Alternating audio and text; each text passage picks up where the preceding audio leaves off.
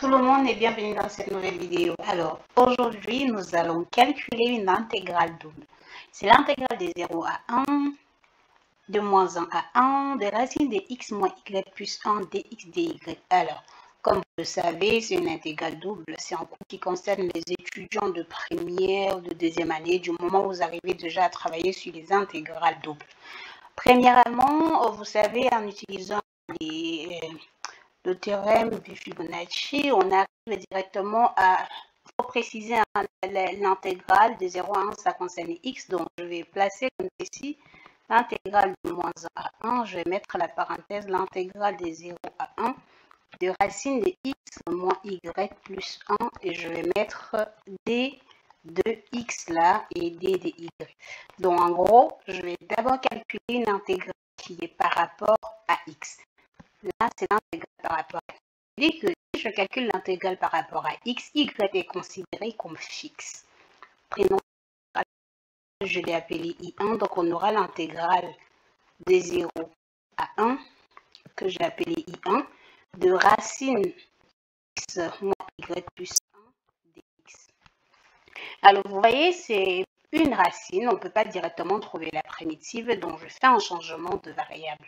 Pour le changement de variable, je vais poser un u qui est égal à racine de x moins y plus 1. Rappelez-vous, la variation, c'est par rapport à x. Et si je mets u au carré, si je mets la u au carré, on a tout simplement x moins y plus 1. En faisant la dérivée de ceci par rapport à u et par rapport à x de l'autre côté, j'ai tout simplement 2u dérivée de u qui égale la dérivée de x. Et ce qu'il faut remarquer, c'est qu'on a les bornes de x qui sont 0 et 1. Alors, si je vais faire varier u, alors j'aurai x moins y plus 1. Et donc, je fais pareil de ce côté, j'aurai moins y plus 1. Et de ce côté, j'aurai 1 moins y. Et donc, si je continue dans mes bornes, vous allez tout simplement vous en rendre compte que u, à ce moment-là, va varier entre quoi? Parce que là, c'est u qu'on vient de trouver, rappelez-vous, voilà, u. Hein. Donc, on aura tout simplement u qui varie entre 1 moins racine 1 et y en mettant la racine, et la racine de 2 moins y. Et donc, si je reviens remplacer premièrement ce bloc qu'on a trouvé là, parce que vous voyez qu'on fait les changements de variables, on vient. Donc, je vais remplacer ça dans mon intégrale et ceci également en utilisant les nouvelles bornes que j'ai trouvées. Donc, en continuant, voilà ce que je retrouve. I1 devient tout simplement I1 qu'on remplace, ça fait tout simplement I égale l'intégrale de racine de, donc allant de racine de 1 moins y à racine de 2 moins y. Et là, vous voyez, dans notre fonction, alors je pense que je suis allée un peu trop. Là, on a d'abord u. Et donc, je mets d'abord u. Et là, dérivée de x, je remplace par 2u du. Et donc, globalement, si je continue, ça veut dire que mon intégrale devient tout simplement l'intégrale de racine de 1 moins y à racine de 2 moins y de 2u au carré du. Je vais faire sortir le 2. En faisant sortir le 2, je trouvais tout simplement 2. Et là, j'ai l'intégrale de racine de 1 moins y à racine de 2 moins y de u au carré du. Alors, cette primitive, on peut très facilement trouver. Donc, on se retrouve avec quelque chose qui est du genre 2. Et la primitive de ce qui est à l'intérieur, ça fait tout simplement 1 tiers de u puissance 3. Et là, de racine de 1 moins y à racine de 2 moins y. Alors, je vais remplacer en tenant compte du fait que la racine de x est tout simplement égale à x puissance 1 sur 2. Et alors, notre intégrale qu'on a là devient tout simplement 2 tiers de quoi là? Donc, je remplace de ce côté 2 moins y puissance 3 sur 2. Donc, je tiens compte du fait que la racine de 2 moins y devient 2 moins y puissance 1 sur 2. Donc, si en mettant la puissance 3, ça devient ça, moins 1 moins y puissance 3 sur 2. Et donc, voilà, j'ai trouvé l'intégrale I1. Comme j'ai dit, on a trouvé l'intégrale I1. Maintenant, on veut calculer l'intégrale finale qu'on avait, et c'est-à-dire qu'on va calculer ce I1 qu'on a trouvé par rapport à dy. Donc, on va intégrer par rapport à y. Alors, si je prends, ça veut dire que I, vous vous rappelez, au départ, on faisait l'intégrale. Donc, I devient l'intégrale de moins 1 à 1 de I1 dy. Et alors, en remplaçant dans notre truc, ça veut dire qu'on devient tout simplement avec 2 tiers de l'intégrale de moins 1 à 1 de 2 moins y puissance 3 sur 2 moins 1 moins y puissance 3 sur 2 et là, tout simplement dy. Et donc, je vais tout simplement calculer cette primitive. Et le calcul, ce que je fais, et je trouve la primitive de ce qui se trouve là à l'intérieur.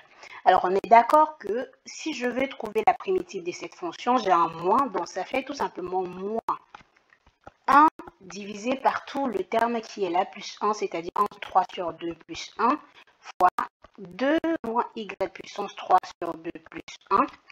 Et là, moins, avec le moins qui est déjà là, ça devient plus. Pareil de ce côté, 1 sur 3 sur 2 plus 1. Et 1 moins y puissance 3 sur 2 plus 1. Et là, entre moins 1 et 1. Alors, en continuant, qu'est-ce que notre primitive devient? Du moins, notre intégrale globalement. Donc, on retrouve 2 sur 3. Et là, hein, vous pouvez voir, ce terme avec moins, on a tout simplement moins 1 sur 5 sur 2 fois 2 moins y puissance 5 sur 2. Après, je pouvais directement mettre les valeurs plus 1, 2 sur 5 fois 1 moins y puissance 5 sur 2. Alors, je vais faire sortir ce terme. Donc là, on rappelle, là, c'est entre moins 1 et 1. Je vais faire sortir ce terme qui contient 5 sur 2. Alors, pardon, j'ai inversé. C'est tout simplement 5 sur 2 ici. Donc, 5 sur 2. Donc, je vais faire sortir ces 5 sur 2 en inversant. Ça devient tout simplement 3. 2 sur 3 qu'on a déjà au départ. Parce que vous voyez là le terme qu'on avait, le bloc 2 sur 3. Et lorsque je fais sortir ceci, ça devient tout simplement moins 2 sur fois 2 sur 5. Et donc, je vais remplacer premièrement, alors on peut remettre les termes hein, pour que ça soit un peu plus clair. Donc, moins 2 moins y puissance 5 sur 2 plus 1 moins y puissance 5 sur 2. Et alors, en continuant, qu'est-ce qu'on retrouve? Alors, je pense que je n'écris pas très bien aujourd'hui. Il y a le tableau qui me fait un peu des arrêts. Donc, ça fait 4 sur 15. Et de ce côté, on remplace, alors rappelons toujours, hein, c'est entre moins 1 et 1. Alors, donc, c'est bien les crochets, hein, même si je ne les mets pas très bien, comme j'ai dit, le tableau me fait un peu d'eau. En remplaçant pour 1, qu'est-ce qu'on trouve ici? On aura moins 2 moins 1. Ça fait tout simplement moins 1. À la puissance 5 sur 2, ça fait toujours 1. Et donc, en remplaçant 1 ici, on a 0. Maintenant, on passe dans le deuxième cas, moins, avec le moins qui est là. Moins 1, on a tout simplement moins 1, 2, moins 1. Ça fait tout simplement moins 3. Parce que là, il faut bien le voir. C'est comme si je prenais la valeur de moins 1 et je remplaçais dans cette relation avec le moins qui se trouve devant nous. Donc, j'ai un moins 3 puissance 5 sur 2. Et là, j'ai tout simplement moins le moins qu'on a là en remplaçant pour le terme, on a plus là, pardon, en remplaçant pour le terme ça, on aura tout simplement 2 puissance 5 sur 2. Et alors, si je continue, qu'est-ce que je retrouve? J'ai 4, 15, j'ai moins 1. Alors, j'ai en plus 3 puissance 5 sur 2, moins 2 puissance 5 sur 2.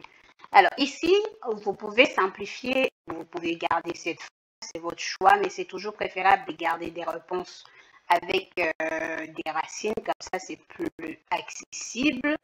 Alors, j'ai ceci, donc, c'est tout simplement ça. Vous voyez, 5 sur 2, c'est un peu comme si on avait 4 sur 2 plus 1 sur 2. Ça nous fait tout simplement 9 racine de 3, parce que racine de 3, c'est 3 puissance 1 sur 2. Et 9, c'est encore 3 puissance 4 sur 2, qui est 3 puissance 2. Moins, pareil, on fait pour 2, ça fait 4 racine de 2, moins 1. Donc, voilà, vous avez la réponse des I. On se retrouve dans une prochaine vidéo. Si vous avez des questions, n'hésitez pas à me poser en commentaire.